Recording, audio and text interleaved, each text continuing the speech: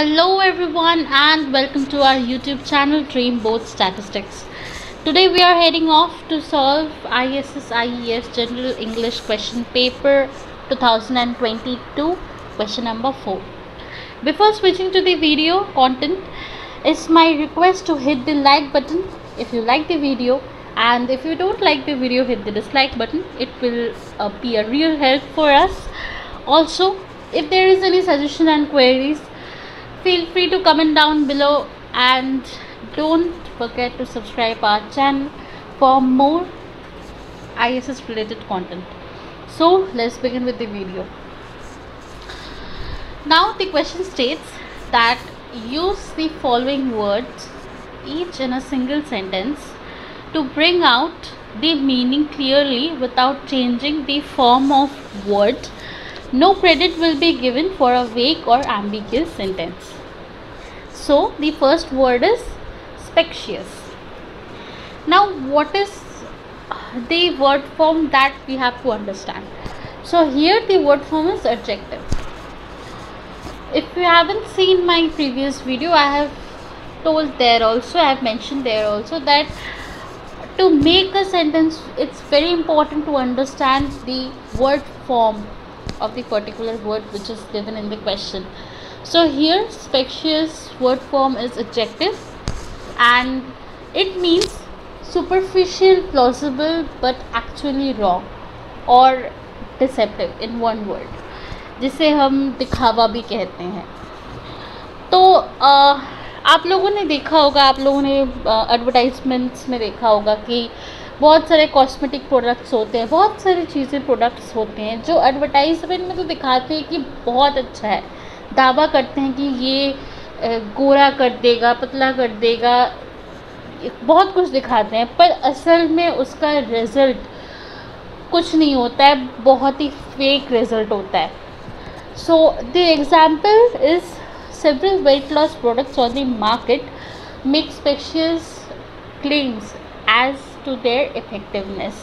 बहुत सारे weight loss products हैं, बहुत सारे कॉस्मेटिक प्रोडक्ट्स भी हैं, क्रीम्स वगैरह हैं, शैम्पूज़ हैं, जो दावा करते हैं कि बहुत अच्छा होगा, हेयर के लिए अच्छा होगा, स्किन के लिए अच्छा होगा, वेट लॉस के लिए अच्छा होगा, बट उसका इफ़ेक्टिव ज़ीरो होता है.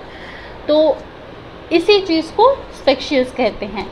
यहाँ पे पिक्चर में डिपिक्ट किया जा रहा है कि what are the other words for specious, like untrue, false, unsound. Okay, now the next word is uncouth. Now here the word form of uncouth is adjective, and the meaning is it is used about a person or his or her behavior rude और socially unacceptable. जो socially हम चीज़ें accept नहीं कर पाते, जो socially indiscipline माना जाता है, उसी बिहेवियर को अनकोथ कहते हैं. Now the example is to a Japanese spilling anything is uncouth. Japanese culture में अगर कुछ गिर जाता है, कुछ स्पिल आउट हो जाता है, लाइक ग्लास से पानी गिर गया या फिर बर्तन से, कटोरी से खाना गिर गया, तो उस चीज़ को सोशली एक्सेप्टेड नहीं है वो चीज़. It's very rude, it's very indiscipline thing, it's very indiscipline culture for them. Okay, so picture में डिपिक्ट किया है कि एक इंसान एक औरत के स्कर्ट पे उसने पैर रख दिया है, which is a rude thing, which is not a good thing. So here it is, this is the meaning of uncouth. Now the next word is prevaricate. So here the prevaricate, the word form is verb, and the meaning is to avoid answering a question directly in order to hide the truth. आप लोगों ने ऐसा बहुत बार किया होगा, मैंने भी किया है, कि मार्क्स उतने अच्छे नहीं आए हैं एंड हमें पेरेंट्स को बताना ही पड़ेगा, बिकॉज आंसर शीट में हमें सिग्नेचर चाहिए पेरेंट्स का, एंड हम लोग बातें घुमा फिरा के कुछ और बोल के कैसे भी वो समझा के साइन ले लेते थे. तो ये यही इसका ही मतलब प्रीवैरिकेट होता है। तो एग्जाम्पल है, when teenagers talk to their parents about their bad grades, it is not unusual for them to prevaricate. अब प्रीवैरिकेट का एक बहुत ही अच्छा ईडियम है, एक बहुत पॉपुलर ईडियम है जिसका मतलब प्रीवैरिकेट है, और वो ISS का क्वेश्चन पेपर में आ चुका है पहले। मैं चाहती हूँ कि आप सब कमेंट करके नीचे बताएं कि वो वर्ड क्या है, वो ईडियम क्या है। Now the next word is chagrin. Now chagrin here is in the noun form, but I want to say that we can use this word as a verb also sometimes, but usually the verb form is chagrined, ed is added with it. पर बहुत ही rare case में हम चैग्रिन को भी verb form में use करते हैं, it's not a usual case.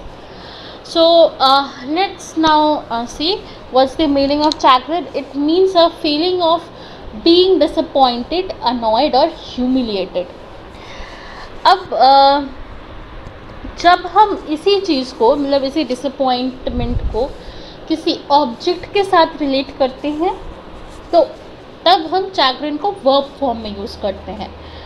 पर जब हम इसी डिसअपॉइंटमेंट को किसी पर्सन के साथ रिलेट कर रहे हैं, किसी पर्सन को डिस्क्राइब कर रहे हैं, तो ये नाउन फॉर्म में यूज़ होता है। Example is, much to my chagrin I failed my math test. बहुत स्टूडेंट्स हैं जो एग्ज़ाम में किसी सब्जेक्ट में फेल करते हैं and they don't feel good about it, so that's the meaning of chagrin. Here in the picture it says that a family, a husband wife has came to a restaurant for dinner, and husband has forgotten his wallet at home, so that's a feeling of disappointment. तो यही है picture में। Now the next word and our last word is connoisseur. Here connoisseur is in the noun form, and the meaning of the connoisseur is a person who knows a lot about art, good food, music, dance, etc. etc. जो अपने ही subject में, कोई भी subject हो सकता है, कोई भी चीज़ हो सकता है, उसी सब्जेक्ट में वो मास्टर हो, उसे सब कुछ पता हो।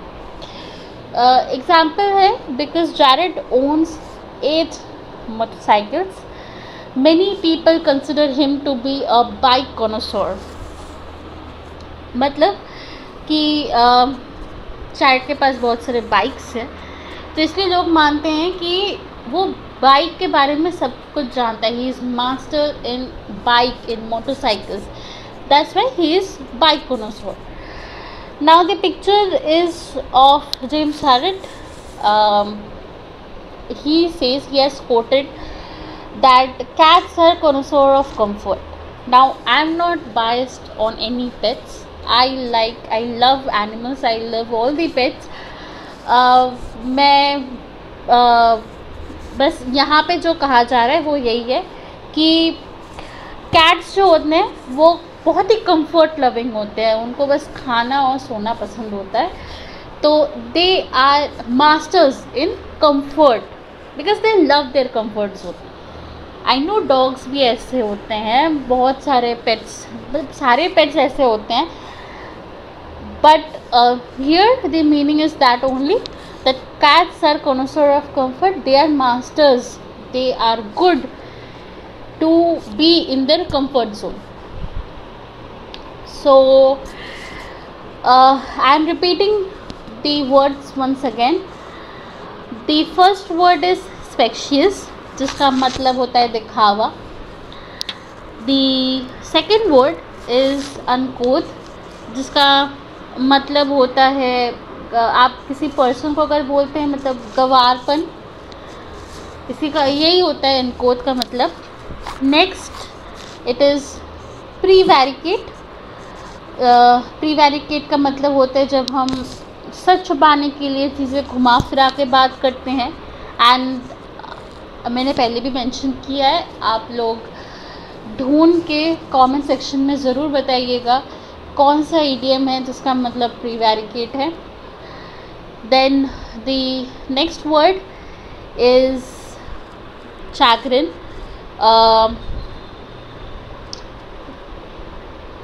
जिसका मतलब है डिसअपॉइंटमेंट और humiliated. And our last word is consort, जिसका मतलब है किसी भी सब्जेक्ट में, किसी भी चीज़ में, कोई भी फील्ड में अपने आप को मास्टर्स करना, उसी इंसान को कॉनसोर बोलते हैं उस सब्जेक्ट के ऊपर। So this is it. This is our video. Thanks for watching, and do like, comment, share, subscribe, and hit the like button.